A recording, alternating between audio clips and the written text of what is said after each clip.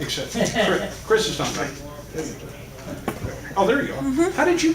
He's playing musical chairs. Oh, Like sorry, It's Chris. hypnosis. He's invisible, He's yeah. really there, you just think he's there. He flew back here. Just a level On his of broom? suggestibility. All right, so we're all ready to come back and do a little more learning. What I'm going to cover today is the preliminary tests, preliminary suggestibility tests, and that is on page 9 in your books. If you're going to turn to that, you can follow along. What we're going to do is we're going to go through some of this, and we're going to do a little bit of demonstrating, and everybody can try some of this. So, preliminary suggestibility tests. Apparently the Guild thinks it's a big mistake in not using the suggestibility tests because you cannot use the same induction for all clients. And so these suggestibility tests give you a good indication as to how suggestible your clients are and what you can use as far as an induction goes for the different clients. So the purposes of these suggestibility tests are to classify your clients, to evaluate whether or not she is a good or a poor subject. It's a preconditioning tool so that you develop a rapport with your client, form them up to the idea, or her up to the idea of moving into a trance. And it provides clues to the induction method that you want to use. So the two different kinds are the authoritative and the permissive. Authoritative being the idea that you are going to be telling your client what to do, and permissive being that you're asking your client to do certain things. So I don't know whether or not, just to get right into it, I don't know whether or not you have all got these handy. If you do, no. Not No one handy. brought them? No, mine's in my room. All right. In any case, so what we'll do is we'll just get someone to volunteer and do this experiment, and you can all try this at home. Yeah, I'll go. All right. So the idea here is, yeah, actually you could probably stand if you want. So the idea here is with this little pendulum. This little pendulum actually has a little connection to your subconscious mind. And so depending on how well you do with this little pendulum gives us an indication as how susceptible you are to hypnosis. The idea being that as you're holding the pendulum, and I'll let you hang on to that, between your thumb and your forefinger. By the way, these are all in your little packages, and these are in your, as well, in your envelopes. So the idea is that you'll ask your client to hold it over top of the center, and then you'll ask your client to begin to move the pendulum from side to side. This is completely voluntary, but you'll begin to move them from side to side.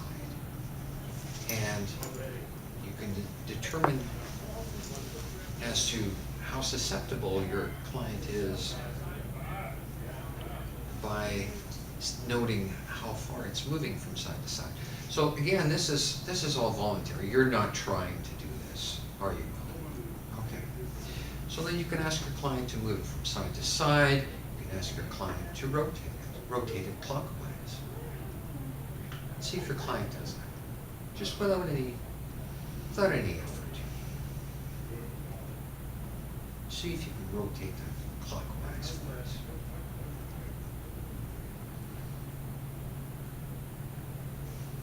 All right. You notice he doesn't have any sort of difficulty in doing that. Can you, without thinking, without any effort, rotate it counterclockwise?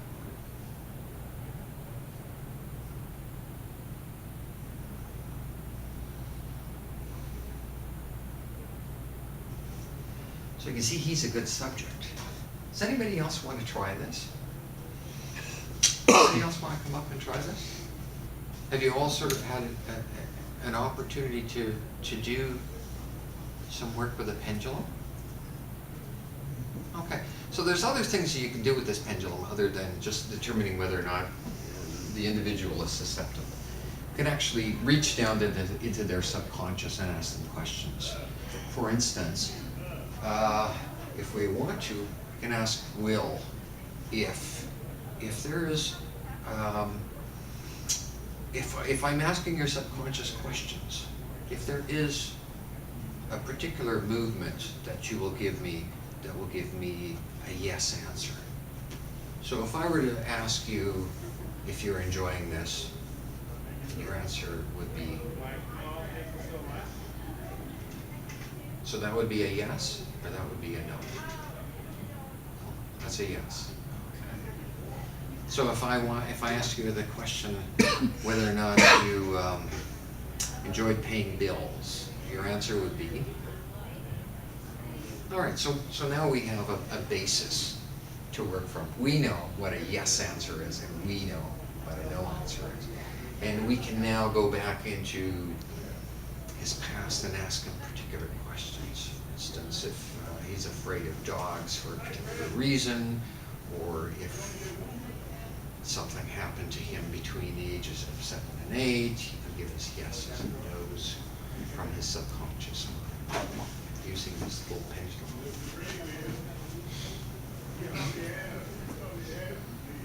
All right, well, you all have these at home, so you can give them a try. It works really well. I tried it last night, and I have all kinds of answers to things. So. Thanks, Will. Thanks. All right. Can I tell you, I used it once in a class. I used Chevreul pendulums a lot of times.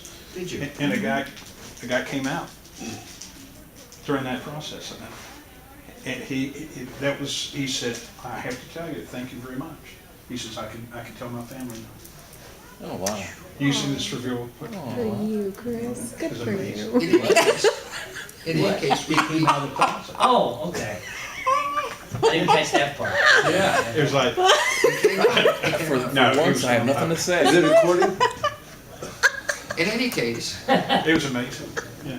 the manual describes the process here, and we sort of circumvented that slightly because Will is familiar with this and he's done it before. But basically, it talks about standing to do this, with your feet slightly apart and utilizing this in a standing form. You're certainly welcome to have a read on that and give it a try with your clients, standing or sitting. Positive response, of course, indicates that the individual is quite susceptible to suggestions.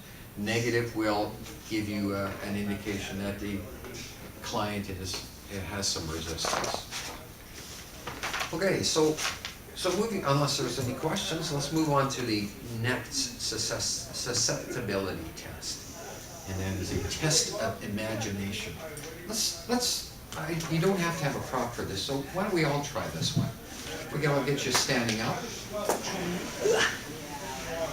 Now the idea here is that we're gonna use your imagination to move your hands a bit. And what we want is we want you all to put your hands shoulder level, close your eyes. Sorry, is there anybody who is left-handed here? All right, so you can do just the opposite if you would. The instructions. So, as you have your hands out, I want you to take your left hand and turn it so that it's facing upwards, and your right hand just so your thumb is facing the ceiling. And of course, you're doing the opposite for me. And as you're doing this now, your eyes are closed. Take a deep breath and relax. And what we're going to do is we're going to put a big heavy laptop in your left hand, or in your right hand in your case. A big heavy laptop. So you're holding that in your left hand, and you can feel, you know how heavy laptops are. You can feel how heavy that is in your left hand. In your right hand, we're going to tie a balloon, a big helium balloon with a string to your thumb. And of course, you know how those are very light. So the laptop is very heavy. In fact, you can feel it. You can use your imagination in this particular case to really feel what your laptop is like in your left hand, and that balloon tied to your thumb and your right hand. And you can, it's a windy day, you can feel how that balloon is tugging on it. That laptop is getting heavy. Balloon is tugging on it, laptop is getting heavy. In fact, it's getting heavier and heavier as you hold it, because that darn thing is heavy. That balloon is very light, very light. In a moment, I'm going to ask you to just freeze your hands in that position. Now open your eyes and have a look where your hands are. So, those of you, you all have your hands at separate. Those of you who have them at a great distance will make wonderful subjects. Those of you who don't have them at a great distance, you'll make wonderful subjects too. So that is the arm rising and falling test. Again, we have this all written out for you to try. Let's see. Any questions on that one? That one's pretty easy to do, and that one's, I venture to say Chris is probably does that sort of thing when he has that stage. Yeah. Yeah. So suggestibility test number 3, the hand clasp test. All right. So let's try the authoritative hand clasp test. And we can all try this one again together. It says if you're wearing rings, please remove them. So if you have some rings, particularly if they're sharp, or will dig into your hand, you can remove them. All right, the idea of this particular test, again, using your imagination, the idea here is that you're going to clasp your hands in front of you. How about we stand up to do this? It's always fun to stand up. You guys are all very relaxed anyways, right? Okay, so the idea is to clasp your hands in front of you. And again, it's very important that you have the people have their hands straight. If your hands are here, it's very easy for them to get their hands apart. You have less leverage if they're out here. So you put your hands, you have them put their hands straight out, and you have them focus on the first top knuckle closest to you. And I'll just go through it this way. Now I'd like you to imagine your hands are in a vise, and the vise is closing and tightening. Imagine your hands are becoming stuck together like glue. Stuck tighter and tighter and tighter. And your knuckles are getting whiter and whiter as your hands press closer and closer together. Tighter and tighter, whiter and whiter, your hands are stuck together like glue. Stuck so tightly together that in a moment I'm going to ask you to try and pull them apart, but not yet. And you'll find that you cannot.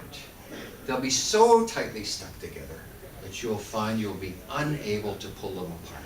So tighter and tighter, locked together, glued together. That's right. They're getting stuck together, tighter and tighter. That's right.